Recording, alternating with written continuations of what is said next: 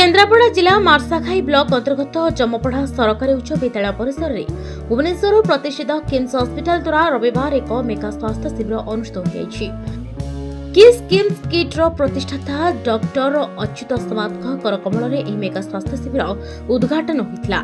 अच्युत सामंत प्रथम केन्द्रापड़ा पहुंचवा केन्द्रापड़ार आराध्य देवता प्रभु श्री बलदेव जी दर्शन करने सेठारू जमपड़ा ठारे आयोजित होता स्वास्थ्य शिविर में पहुंची सेठारे पहुंचवा डॉक्टर अच्युत सामंत को विपुल स्वागत संबर्धना दि जाता। श्री सामंत हाईस्कूल परिसर में अनुष्ठित स्वास्थ्य शिविर को फिता काटी उद्घाटन करते।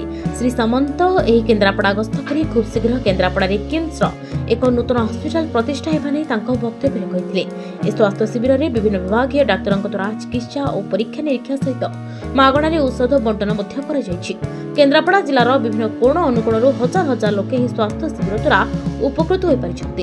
एभली एक मेगा स्वास्थ्य शिविर कार्यक्रम द्वारा साधारण वर्गर लोक माने बेस उपकृत हो पारिछन्ते। किट की स्कीम्स भुवनेश्वर जो अच्छी ता विषय जानिथिबे। किम्स होची कलिंग मेडिकल साइंस किम्स एक बहुत बड़ मेडिकल कॉलेज हॉस्पिटल।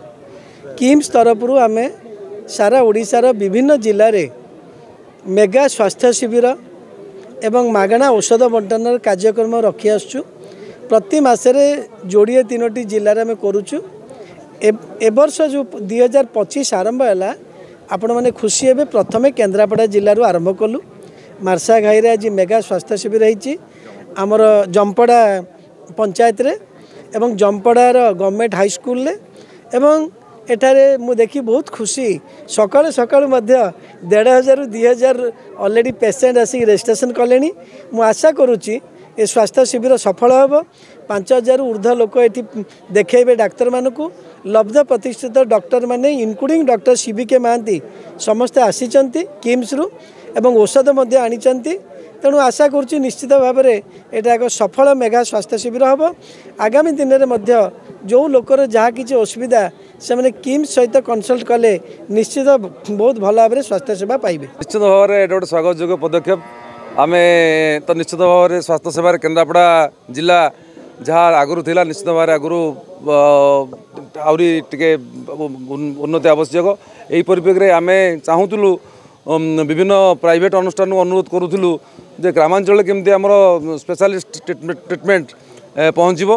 तेणु आज आम धन्यवाद देवु किस आउ किट आउ किम्स फाउंडर डॉक्टर अच्युत सामंत को आम अनुरोध करूँ।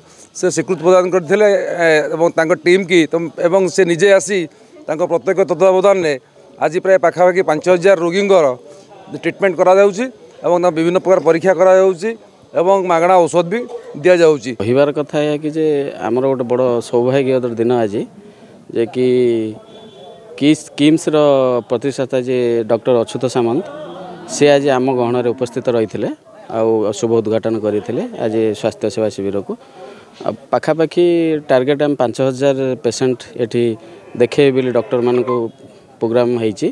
तेणु सकाल सकाल आम देखिलु 1000-1500 पेसेंट आसी सारे एवं सुधा। आम एपट अंचल जेहेतु साधारण लोक गरीब लोक जापारूना मेडिकल कि से सुविधा होगापी ये करा जाइथिला।